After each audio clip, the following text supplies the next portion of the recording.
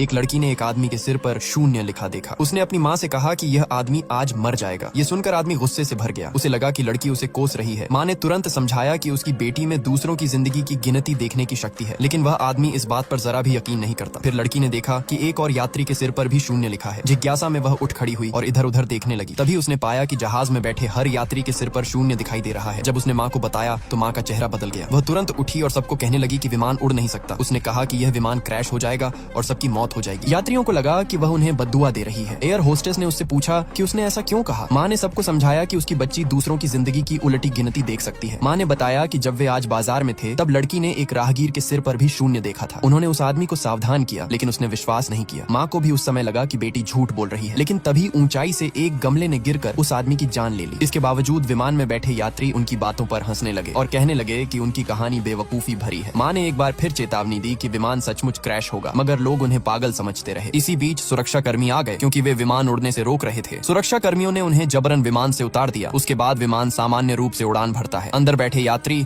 अब भी माँ बेटी का मजाक उड़ा रहे थे कि अचानक विमान की खिड़की में दरार आ गई। थोड़ी ही देर में विमान हादसे का शिकार हो गया। तभी सबको एहसास हुआ कि माँ बेटी सच कह रही थी, मगर तब तक बहुत देर हो चुकी थी। बाद में महिला और उसका पति लड़की को स्कूल लेकर गए, लेकिन जैसे ही लड़की स्कूल पहुंची उसने देखा कि वहां मौजूद हर किसी के सिर पर फिर से शून्य लिखा